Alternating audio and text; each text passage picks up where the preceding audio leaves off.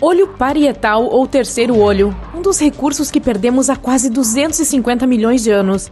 Se você observar mais de perto animais como sapos ou lagartos, verá um pequeno ponto em algum lugar entre os olhos deles. Não é apenas um ponto aleatório, mas um órgão de verdade. Os cientistas afirmam que é algum tipo de sensor que detecta a luz do dia. Não apenas isso, produz melatonina, um hormônio especial que regula nossos ciclos biológicos, como temperatura corporal, reprodução e sono. Eles notaram que esse olho se tornou gradualmente menor com o tempo, o que significa que a evolução percebeu que é um recurso de que os animais realmente não precisam. Talvez tenha acontecido porque as células em nossos olhos normais ficaram eficientes o suficiente, então não precisávamos de mais um olho para sentir quanto tempo o dia vai durar ou quando devemos dormir. Além disso, mais e mais animais estavam se transformando nos de sangue quente com o tempo, o que significa que eram capazes de regular melhor a temperatura do corpo. Temos parte do órgão até hoje, mas na forma da glândula pineal em nossos cérebros. Ela ainda é responsável pela melatonina. De qualquer maneira, adeus terceiro olho. Existe um gene chamado GULOP. Com ele, nossos ancestrais podiam produzir sua própria vitamina C. Não de maneira que pudessem montar uma barraca e vender, mas o suficiente para o corpo usá-la. Cerca de 60 milhões de anos atrás, o gene meio que parou de funcionar. Não aleatoriamente, nossos ancestrais provavelmente começaram a obter vitamina C suficiente com as frutas que comiam. Alguns de nossos parentes primatas muito distantes, que tomaram uma direção totalmente nova em uma árvore genealógica, como os lêmures, ainda podem produzir sua própria vitamina C. Em algum ponto, a evolução decidiu que eles precisavam, enquanto a gente não. Não somos apenas nós. O nosso lado da árvore genealógica dos primatas também não tem mais necessidade disso. Macacos, grandes símios, társios. Adeus também, GULOP. Agora temos limões e laranjas. Nosso corpo perderia muita energia se tivesse que lidar com todas as características que nossos ancestrais costumavam ter. Então meio que desativa aquelas das quais não precisamos mais. Por exemplo, eletrorecepção. É a habilidade que muitos anfíbios e peixes têm, como a enguia elétrica, que usa esse recurso para detectar presas quando a água está turva, se comunicar ou como um sistema de navegação. Os humanos e nossos primos terrestres perderam esse recurso porque a corrente elétrica não pode fluir pelo ar tão facilmente. Então, tem essa coisa chamada órgão de Jacobson. É encontrado dentro do nariz e tem a finalidade de detectar feromônios e odores.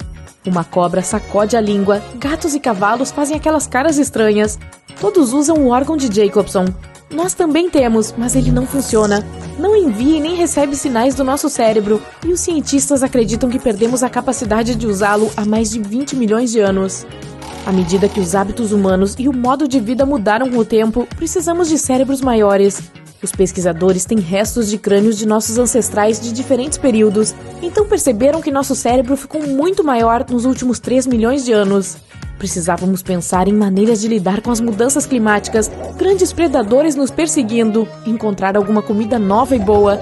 Sim, o cérebro cresceu por uma razão. A comida teve um grande impacto na nossa evolução. Por exemplo, animais que se alimentam apenas de carne perderam seus receptores de sabor doce, porque, bom, eles desistiram da sobremesa, então não precisavam desses tipos de genes. Os humanos são onívoros, desse modo sempre tivemos um conjunto completo de receptores que reconhecem sabores muito bem. Esses receptores de sabor eram úteis porque podiam dizer aos nossos ancestrais quais alimentos eram comestíveis e quais eram tóxicos. Alguns receptores de sabor amargo pararam de funcionar com o tempo, desde que os humanos mudaram seus hábitos alimentares. Por exemplo, aprendemos a usar o fogo para cozinhar, de modo que muitas plantas ficaram menos tóxicas para nossos corpos. Ficamos sofisticados na hora de preparar alimentos e também aprendemos a compartilhar informações que descobrimos por meio da comunicação e da linguagem, como nos livros de culinária. Não precisávamos mais de todos os receptores de sabor, então nosso corpo decidiu se livrar deles e deixar aqueles que viriam a calhar no futuro da nossa espécie. Ufa! Felizmente não perdemos nosso receptor de sabor para um bom chocolate. Nossas mandíbulas também mudaram. Nossos parentes ancestrais tinham mandíbulas muito maiores, mas desde que começamos a comer alimentos mais macios e cozidos, assim como a usar mais o nosso cérebro, a estrutura de nossa cabeça precisou de algumas mudanças. Os dentes também ficaram menores e ainda perdemos alguns deles. Muitas pessoas podem nunca desenvolver terceiros molares, os chamados dentes do siso. Eles crescem entre os 18 e os 25 anos de idade. Podemos viver sem eles, mas para nossos ancestrais eram vitais. Nessa idade, os dentes já haviam se desgastado, então os terceiros molares eram possivelmente substitutos de que precisavam. Podemos nos perguntar por que exatamente temos cabelos e pelos na cabeça e no corpo. Mas os cientistas se perguntam por que não temos mais deles. O cabelo em nosso couro cabeludo é longo, um pouco mais curto em algumas outras áreas, e não temos pelos na parte inferior dos pulsos, palmas das mãos e solas ou pés. Uma das teorias populares sobre os ancestrais humanos diz que ao se mudarem das florestas frias e escuras para a savana quente e seca, eles obtiveram uma nova maneira de regular a temperatura corporal. Então perderam o pelo ao longo do caminho, o que tornou mais fácil para que pudessem capturar suas presas sem superaquecer. Mais tarde, descobriram roupas e fogo que poderiam mantê-los aconchegados durante os tempos mais frios. Logicamente, existem outras razões. Alguns dizem que sem pelos há menos chance de termos piolhos ou outros parasitas.